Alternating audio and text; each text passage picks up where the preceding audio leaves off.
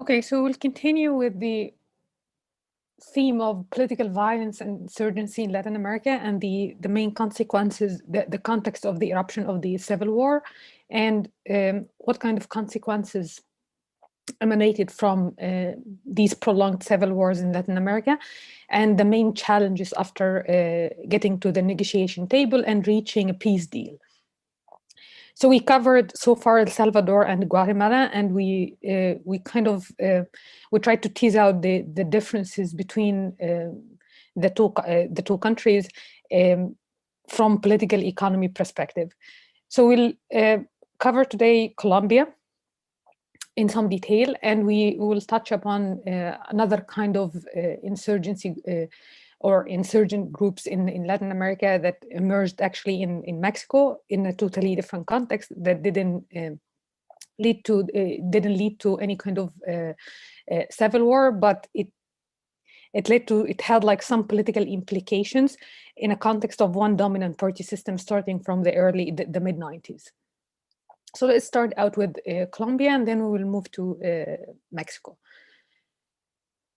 Civil war in Colombia, it actually started in the mid 60s and lasted for roughly 52 years until like peace deal and peace settlement has been reached 3 years ago with one of the major or one of the main powerful, the strongest guerrilla group in Colombia, FARC. So the context of the eruption of the civil war there, it all started out again with conflict over land distribution, because guerrilla groups needed some base of support in order to continue or to sustain their violent actions. So it started with this conflict over land distribution. And again, the process actually culminated into like full-scale civil war, or the intensification of these military and paramilitary operations starting from like late 80s and early 90s, when they managed to get like more recruits, and they found more favorable environment to that actually fed into their military operations. So with the conflict over land distributions, again, like this, like the shift, the neoliberal shift, and removing some of the protectionist measures in the early 90s led to or affected negatively the livelihood and the living conditions of the peasants.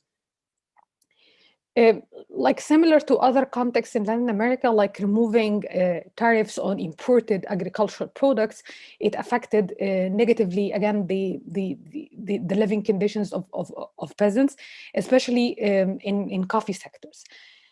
So like limited civil war or limited guerrilla actions started to escalate in the early in the early 90s, when they found fertile ground to recruit more peasants and to sustain their military and violent operations. So in the early 90s, this decline in the global prices of agricultural products, especially coffee sector, and again like removing some of protectionist like lifting tariffs on imported agricultural products, paved the way for multinational corporations to what they describe to invade the country, or it led to like major incursion over agricultural lands, and it actually favored major cattle ranchers and large-scale agribusiness. So it affected like the distribution of lands, and again like even the daily living conditions of peasants, and it gave like conducive environment for guerrilla groups in order to reach out to like coffee growing areas that these areas were beyond their scope before. So they started to escalate their operations and to gain more recruits from and pulling peasants into their orbit. So like several studies especially like that they tackle and address the issue of civil wars, they focus mainly on the reasons and the trajectories of the civil war. But what was like unique to this context was like this sustainability of civil war over like roughly 5 decades. It's like non-stop spiral of violence. So what actually like here you see from 1991 until 1996, like many number of like guerrilla groups started to have their own like paramilitary or their own militias, and to sustain their military operations and recruit fighters. So the number steadily increased from the early 90s until the mid 90s, and it continued on until 2000s. So according to Nazih Richani here, he tried to investigate in some detail the political economy of this civil war, how like different fighters managed to sustain this over a long period of time, and actually they created what they called, like the literature called, war system that acquired life in its own. In order to look into this, you have to map out the main players that actually complicated the scene, and this system made up of or comprised several interacting units that over this long period of time, different players started to change their motivations, strategies, and incentives that actually hold and tie these units together and sustain this war system over 5 decades. And it became like kind of self-reinforcing process, this ever increasing and ceaseless, war operations, without like one fighter was able to have like a decisive military defeat over the other. So mapping out the main players, so we have like several guerrilla movements or several guerrilla groups that they have their own militias, they have their own like internal and hierarchical organizational structure and discipline, and then the conventional or the military establishment, the state itself. And then what complicated the scene even more, the engagement of organized crime, especially narco traffickers, that they started to gain some benefits from the war, and this helped in perpetuating, the war over a long period of time. So the main argument here is trying to investigate this interplay between actors' incentives, strategies, and motives, and this like a structure, the political economy structure, and the rent extractions that enable these actors over like 5 decades to extract rents and make money out of the civil war. So the socioeconomic foundation and the existing institutions created like this kind of permissible and conducive environment and socio-psychological environment that made involved players to invest in the war and to gain like more to reap profits and gains from engaging in this war. So like 3 main factors, like in order to end the war, the state had to have like kind of effective legal system in order to prevent this from outbreaking in the first place.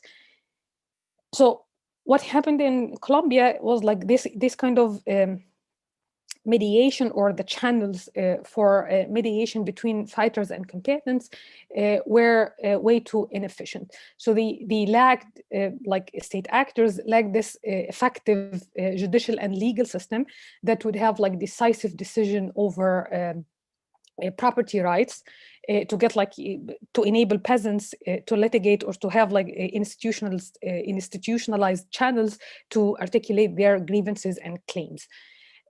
So they didn't have like effective institutional configuration that would have like a decision over property rights and protection of, or giving land titles, and to decide on matters like land titles and protect labor rights and access to lands. This actually offered like a recruitable like a basis for guerrilla groups in order to support their insurgency actions. So this kind of mediation between combatants where the channels were too inefficient, and then the players, as time passed by, they managed to get adapted to the context of the civil war. So it made like the war created beneficiaries of these war operations with the deployment of military forces, the political role of the military forces, the guerrilla movements as well, like they got adapted, they extract trends, and this kind of positive sum political economy of violence like offer the incentive structures for different players to continue on or to keep on investing in the war. So for guerrilla groups, for example, they gained money from robberies and imposing a war tax, and they actually invested this money in lucrative sectors like mining and real estate sectors. So they tried to accumulate wealth out of this war, and then they invested in even illegal agribusiness, like by imposing, some taxes on multinational corporations and large landowners, that they actually engaged in illegal like growing drugs, basically coca and poppy paste. So they actually made money. They made like they became like profiteers out of this war, and they had like stake in perpetuating this war. So they gained these like they made like benefits out of these economic out of war, and then investing, the rent they extracted in profitable sectors, and then they made like revenues that actually enabled the state to enable like the state institution or the state apparatuses to get like more revenues that would sustain its physical health. So the state itself and the state actor actually they gained some benefits out of this war. So when it comes to the balance of forces between, or the balance power between different fighters and combatants here, it was like it gave them, it was like kind of symmetrical power structure that gave way to this, what they call like comfortable impasse. So no one, even the military, had like an interest in inflicting decisive military defeat. So in order not to get through this all-out, war or offensive strategies, in order to turn it to zero-sum game with the guerrilla movements, because as well like the officers or the military as an establishment, it gained and extracted, some benefits out of this war. So first of all, like it legitimized the war, actually legitimized the political role of the military. So now they had reason to intervene in politics and to have a say in the peace process or the negotiated peace settlements. So the political role of the military gave them a stake in continuing or investing in the war. Deployment of military forces in these red zones, it offered avenues for officers for promotion or within like the military hierarchy or the ranks. So it enabled them like avenue for more social and for more prestige and for more promotion opportunities, and as well like budget, like gaining some more allocation of budgetary resources, like the expansion in the defense budget that like benefited as well the military as an establishment. And then like they had like this, they actually drive some benefits from aligning themselves rather than fighting with narco traffickers. So they gain some sort of benefits in forms of kickbacks.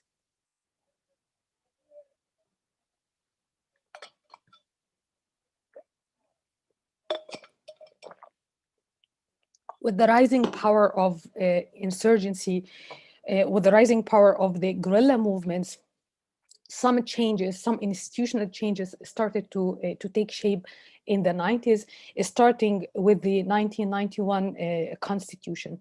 So according to what was remarkable and the essential amendment or the key issue with this Constitution, that it redefined the relationship between, it redefined or reshaped the civil military relations. It redefined the relationship between the executive or the president and the military. So it gave more institutional power for the president in order to portray the civil war or the conflict, the armed conflict, in political terms rather than military strategies.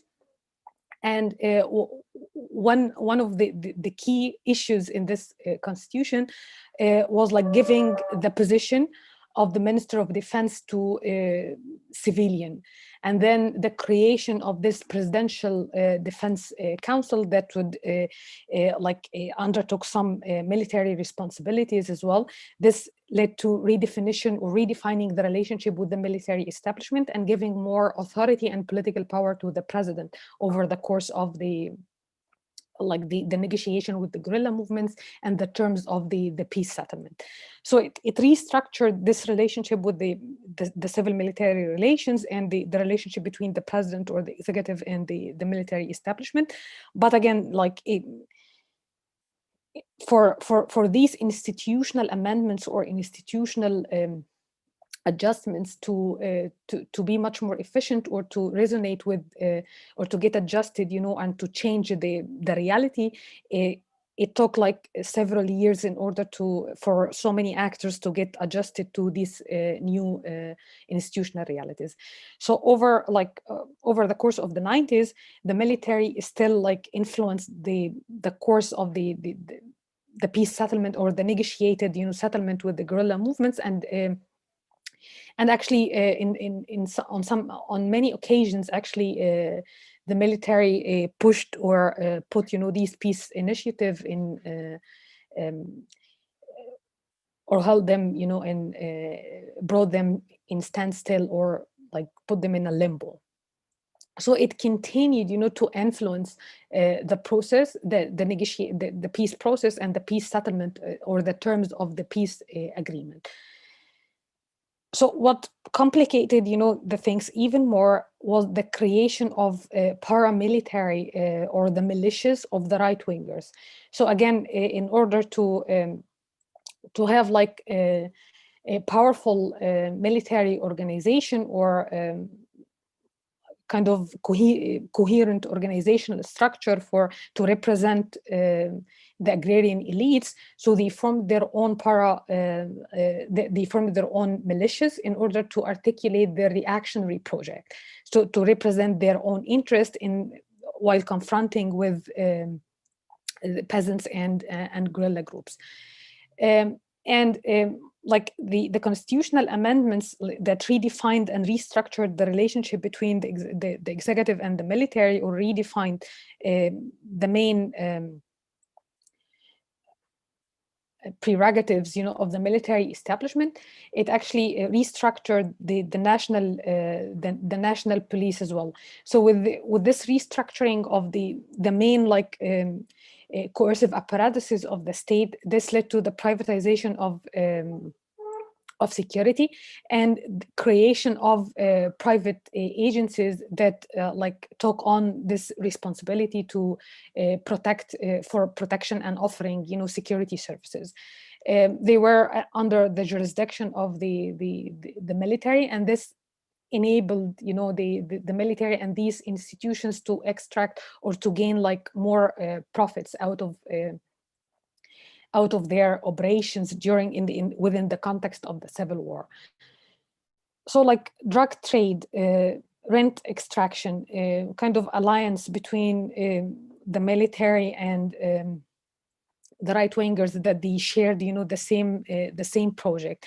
It created kind of a structure of economic interdependence that complicated complicated the scene even more, and precluded any advance or obstructed, reaching any kind of getting, all the parties to the negotiation table in order to converge or to agree on some terms. So again, like the mafia organizations as well, by extracting money, they invested this money in some sectors and they gained monopoly over mining and emerald industry. So this creation of right-wing militias and made violence the only means to achieve political goals. So it was like the only mean that would enable all the parties involved in the war. The only way to ensure compliance is to resort to violence and even to invest in like violent processes and military operations and armed operations in order to maintain the payoff structure and to keep on extracting, the same rents. So it led to like this environment led to this reinforcement and self-reinforcement processes, and what actually added to this is the lack of efficient judicial system in order to mediate or to adjudicate, the different and to resolve the disputes between different combatants or fighters. So this massive influx of new money in a huge volume led to, as I mentioned, to economic interdependence and created powerful economic interests that they had stake in the existing economic structure and prevented reaching any peace agreement or any peace deal during the 90s. So like the war itself created like many profiteers and changed, this economic relations between different actors. And it changed as well, like the social structure. So these kind of changes with the structural changes gave way to or actually affected the calculations of main actors that they found it rational or functional actually to invest in the war in order to sustain their economic benefits and to maintain their economic benefits, and that while like reaching any kind of agreement that would affect these economic interests was rejected and resisted outright. So again, this like fed into this stalemated power position throughout the 90s. And things started to get like another push over the course of starting from 2002 until 2016, when the peace agreement was ratified between Santos and FARC. So what happened was like the positive sum political economy of violence enabled all actors or all parties to invest in the war. So now it was like diminishing returns. And actually the United States played important role in like renewing or offering military aid to the conventional army or to the conventional military in Colombia, and now the president or the constitutional power of the president reframed the process in political terms or as a political matter that actually made like reaching or having like this kind of peace settlement and peace agreement, it's a political matter rather than an exclusive, domain for the military establishment. So this actually destabilized, this comfortable equilibrium between the military and the executive, or the military and the guerrilla groups. So this actually broke, this comfortable stalemate or impasse between the military and guerrilla groups, and enabled the executive to intervene in order to break, this, or to destabilize this political equilibrium. So they started, this kind of series of negotiations, but failed like throughout the 90s. But with Uribe actually reaching power in 2002, he changed the doctrine of the military institution and the whole defense strategy or defense policies of the state. So what he called like defense policies and democratic security, he turned the state into like hyper security state, and he placed security issue on the top of the political agenda. So he actually campaigned on. He actually came from like belonged to this right wingers as cattle rancher. So he actually represented the interest of like agrarian elites, and had like some sort of collaboration with right-wing militias that actually endorsed his project, his policy program. So in order to break with this comfortable impasse, he campaigned on like more military offensive strategies and launching all-out war in order to destabilize this military equilibrium, in order to enable one fighter, which is like the military or the state, to have a decisive victory over the guerrilla armies or the militias. And he actually promulgated a law known as like Law 48 of 2002. He identified 6 main threats in the country, and accordingly he spelled out the main goals in order how to enhance and harness the capacity and the authority to consolidate the power of the state in order to achieve these goals. So identifying, the main threats: terrorism, narco trafficking, contraband munition, money laundering, homicide, and kidnapping. So identifying, these like these main threats, and spelling out, the main goals of the state, how to protect people from terrorists, how actually to penalize actors involved in illegal actions like guerrilla movements or armed conflict and money laundering and social violence, how to penalize those, and how to enhance the power of the state and to evade the state collapse in order to achieve these goals. So in order to do that, he had to redefine again the relationship between the executive and the military, and to change the doctrine of the military in order to do two main or to achieve two main goals. In order to achieve these goals, he had to adopt like 2 main strategies in order to implement his all-encompassing, security policy. So he actually had to preserve the interest of the dominant economic elites, and to mobilize all social classes against, one common enemy, the common enemy, which was like the guerrilla groups on the militias in Colombia. So as I mentioned, like he gave like more authority to civilian leadership to take the lead in resolving, these kind of disputes, and breaking, this political and destabilizing this political equilibrium. And he turned like the country into hyper-security leviathan.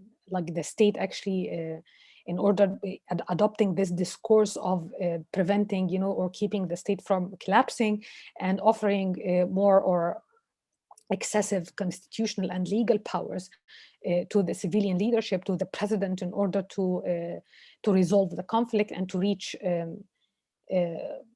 specific or to impose specific terms actually on the guerrilla movements.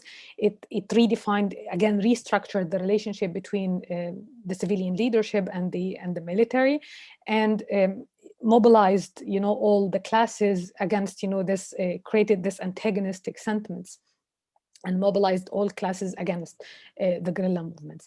But he didn't manage. This created an atmosphere or environment within which, like, these guerrilla movements, and the strongest, amongst them, the FARC, found itself between like 2 main choices. That was like from the late 90s throughout 2008, 2010.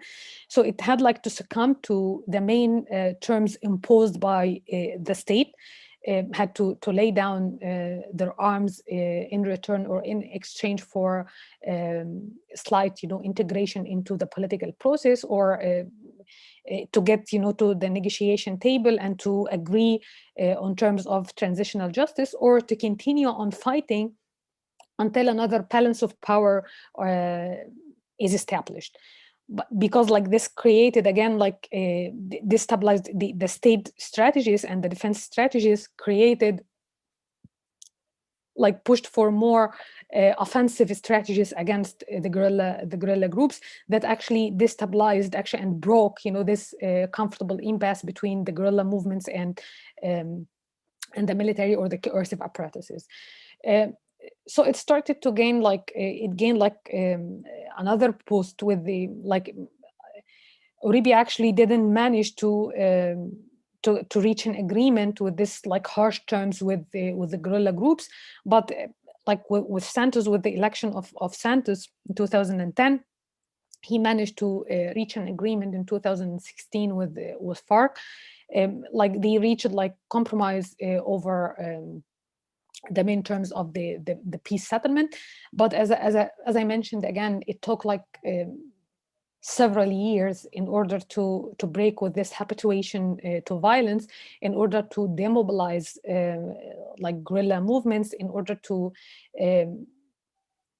get them committed to the terms of the peace agreement. So until 1 or 2 years before, so they still FARC and other guerrilla groups, actually some of the FARC that signed the agreement defected from the movement, and they continued on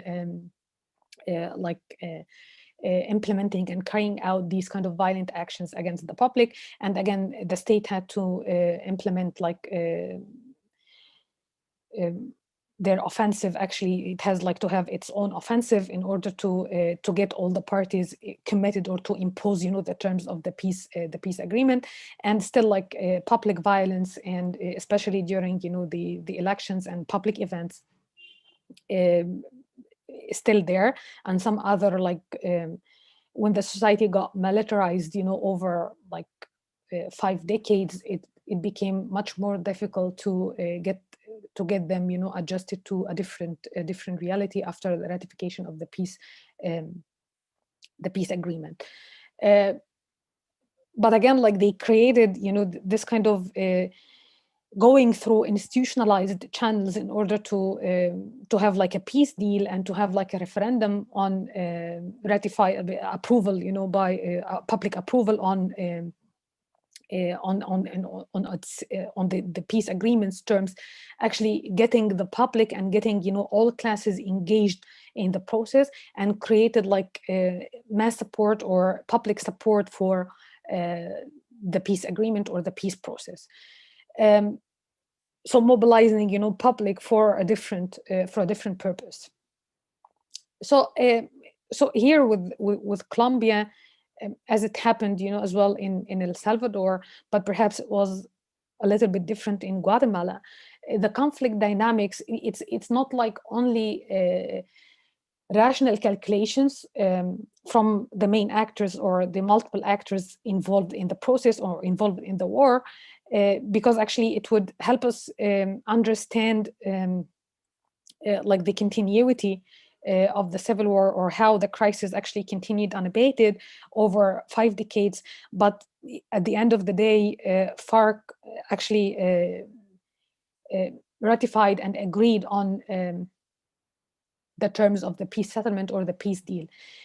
But this kind of interaction between, in order to investigate the interaction between the main players, so we have to examine, the interplay between these players and the structure within which they made the decision. So the political economy structure and the rent extraction on the one hand, changing, restructuring, the state institutions, most especially giving more prerogatives and political authority and power to the executive in relation to the military. How, this change in an institutional setting, and the payoff structures actually affected the main strategies and the motivations of the actors. So over like the conflict dynamics, it changed actors' orientation and actors' motivations and strategies. And you have to break it down into like different periods in order to examine, you know, how change in the how structural changes affected, you know, actors' motivations, and affected as well like the incentive structures that pushed actors to or pulled them in one direction or another. So the gradual changes in the 1990s, with the increasing power of the guerrilla, and the United States had to intervene in order to help the military offensive to carry on its offensive strategies against, you know, against the guerrilla movements. So it actually shifted away from the containment strategy or containment policy to direct, you know, intervention by offering, you know, more aid and more military aid in order to have like a decisive solution, or to have a decision on to resolve, you know, this prolonged struggle and prolonged war in Colombia. And then things like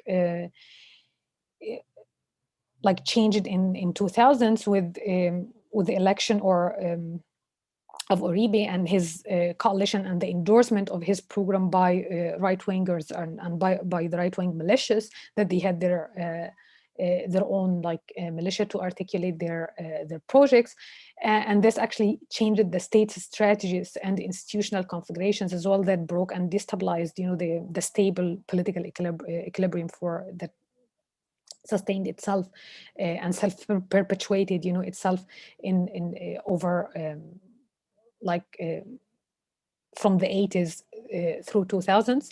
And then this kind of shift in the strategic context within which actors had to make choices, and it increased, you know, the cost of the war, and it led to diminishing economic returns that affected, you know, actors' calculations in order to get to before getting to the negotiation table, and to have like conversions on the main terms of transitional justice, and having the UN mission to monitor and supervise, you know, the implementation of the peace process, or the peace agreement in Colombia. And habituation to violence and demobilization and institutional reconfiguration, they took some time in order to get entrenched and to take shape and roots in society.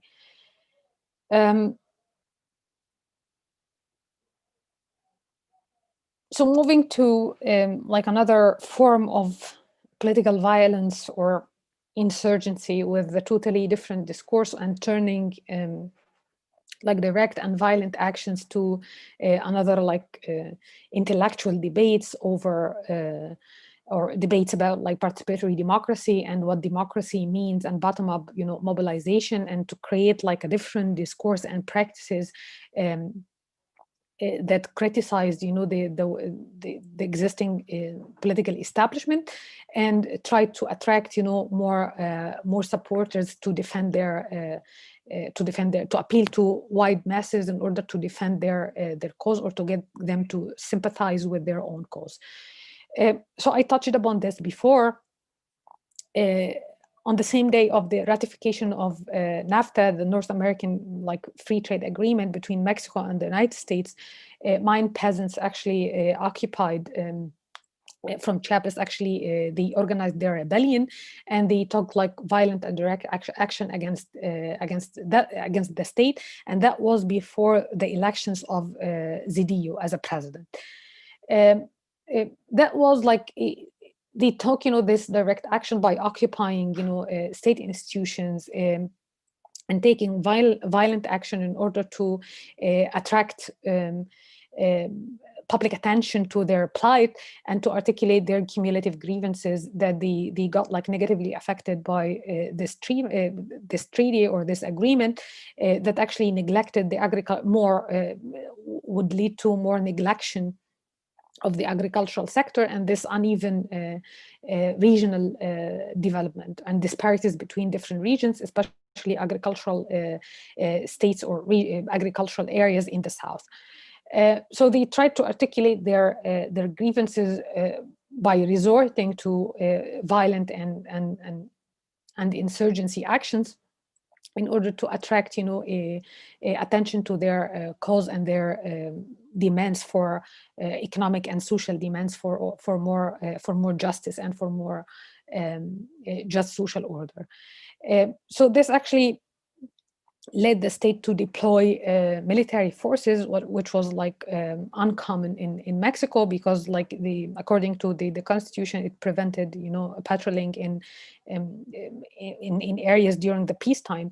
But in order to quell or to restore or to maintain public order, so the military had to intervene and to help with the state repression in order to put down, in order to quell and to crack down on Zapatistas or an armed conflict. They created their own, they used their own army and armed conflict in order to achieve their political goals.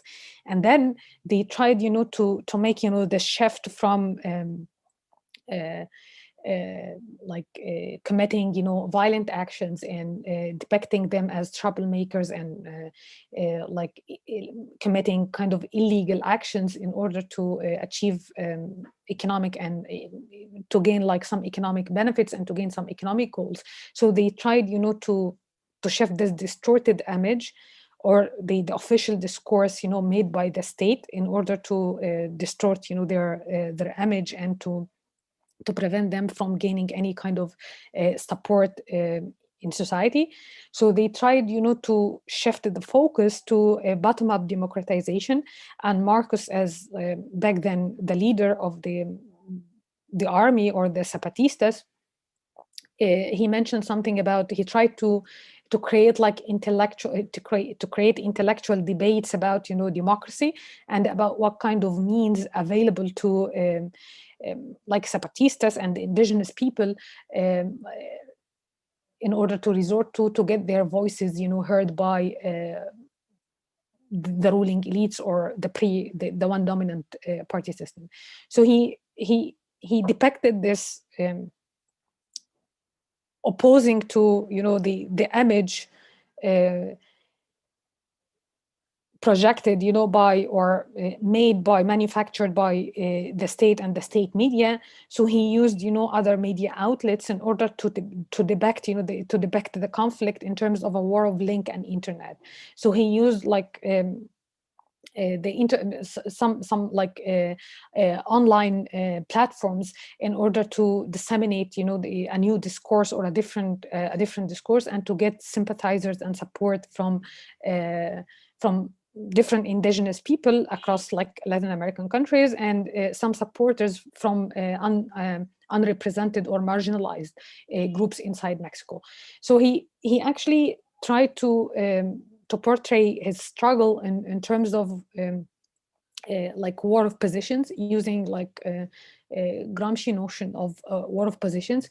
So instead of occupying, using violence in order to occupy power, so he used like he mentioned something about creating local networks and civil society organizations and associations in order to occupy or to have like to carve out some autonomous spaces in civil society, and to have like war of hegemony by instilling or disseminating and their notions and their ideas about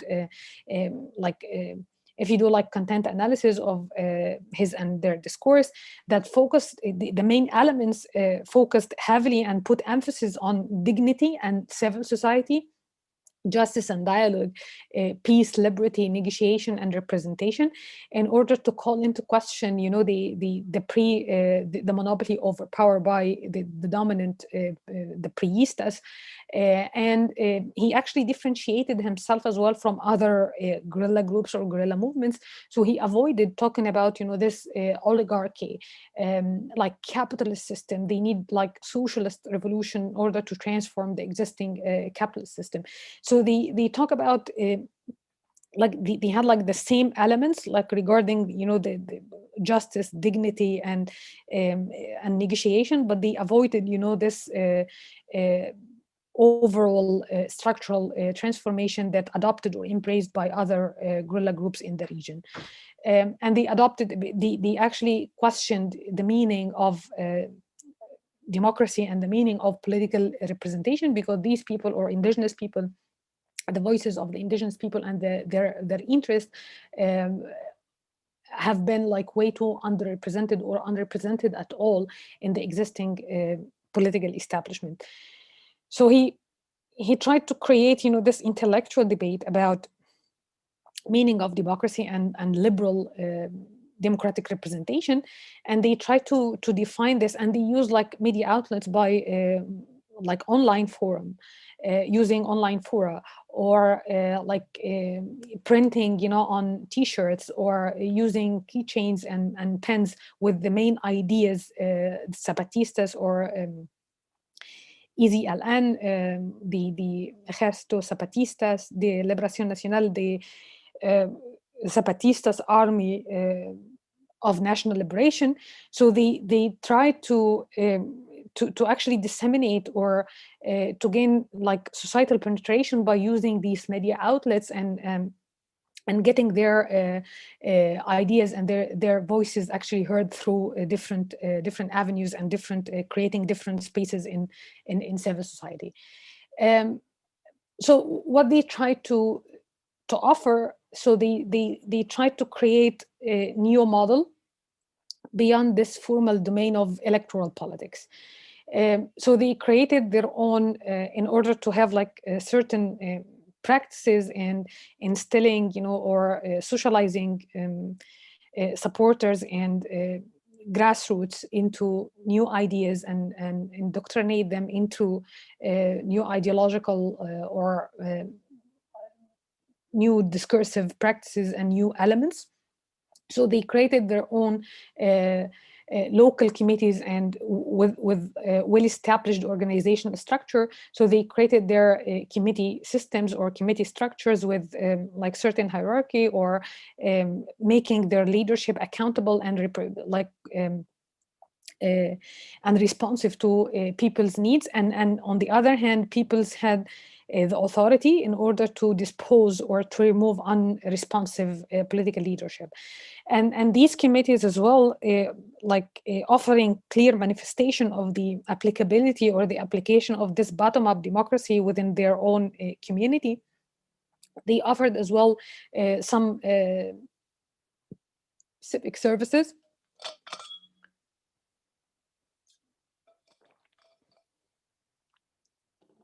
providing some material benefits and public and collective goods to community members. And they created their own shops and agricultural cooperatives in order to generate some job opportunities for and offer some training programs for youth that otherwise would migrate in order to find in order to get trained in something, to get good training or to find job opportunities. So they try to create this sense of self-sufficiency, and to create economic a structure, or within these local networks and committee systems, in order to not only to offer some space for political and grassroots and bottom-up participation, and to offer different democratic practices, but also offering some material benefits, and to have engagement in certain set of economic activities. And these local networks and committees as well, they had some ideational foundation, or so in addition to their functionality with regard to offering and doling out material benefits and helping, generating some job opportunities and offering some leadership and training programs for their members. So they had their own ideological foundation or ideational underpinning as well, that offer the image that, Zapatistas, they are true to their or committed to their ideology, or to the main ideals they endorsed or embraced. So these communities or these committees actually were based on this consensus building. So they had like to have like all the members, they had to agree on the measures or the structure of the, or to have like an agreement on leadership, and the leadership had to be responsive to their needs, otherwise he would be removed. And again, like they put like emphasis on dignity. And in his own Marcus terms, actually he mentioned in what the Zapatistas taught the country, the enough. So you have here, they had like they got like this kind of masked faces and ja basta, meaning like enough. Like they tried to get their message across by this enough word, formulating this in like a broader discourse of dignity. Like they said, like enough for of enduring the same thing without saying anything. So they actually rejected this kind of, they broke with this political submission and political acquiescence for long period of time. So back then it was like 6 decades of the priest's monopoly over power. So he actually, enough of this kind of continuity of the same thing without saying anything. And this is how he actually defined like dignity, and tried to make the discourse appeal to white social basis or white support base. So dignity stands for the value of a human being, the right to respect, including self-respect, and the right to be heard, and it's particularly the right to define and to defend one's own identity. So he, again, like Zapatistas, tried to create like a new discourse or new practices by emphasizing like the dignity of indigenous people, or just wait.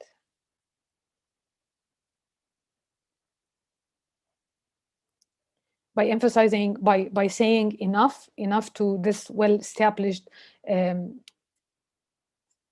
party system and corrupt and unrepresented political elites.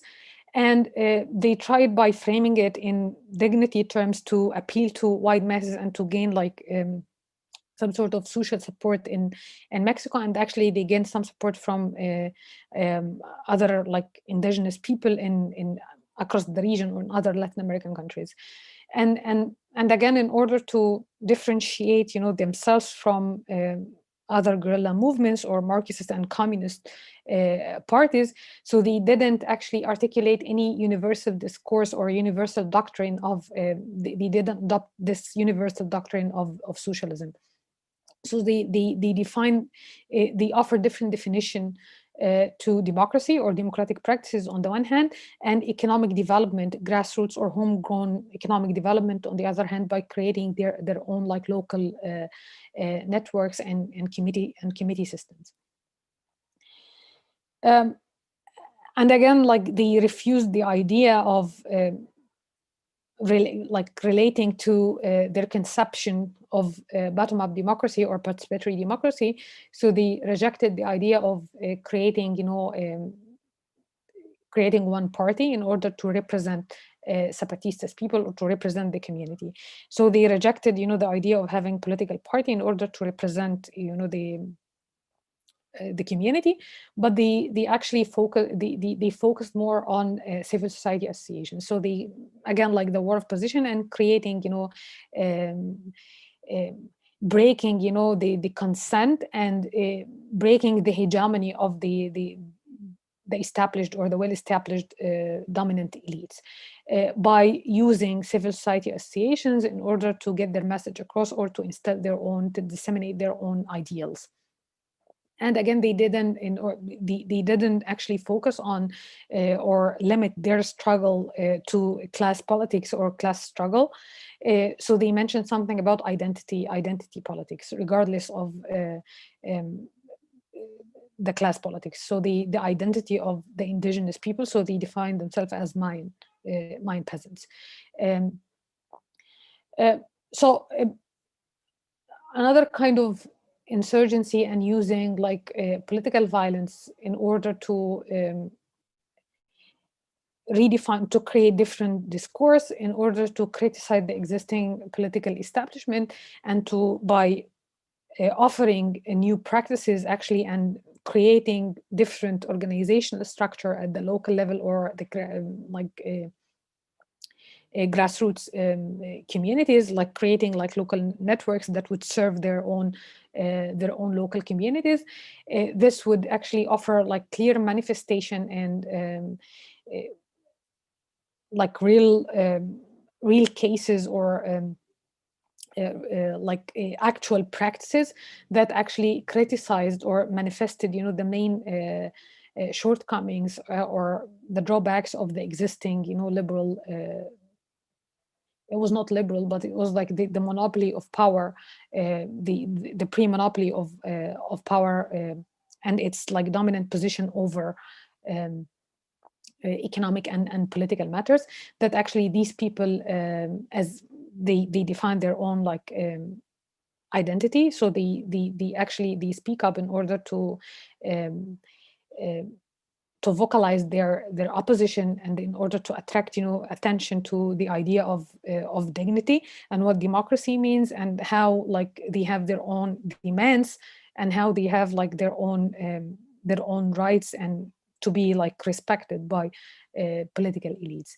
And this actually, that was happening, you know, against the backdrop of economic crisis, and like the PRI actually taking like some steps towards like electoral reform by establishing the electoral federal institute, and eventually this put an end to the PRI's rule in 2000 by like the pan candidate Fox reaching power and breaking, you know, this 71 year of monopoly over power.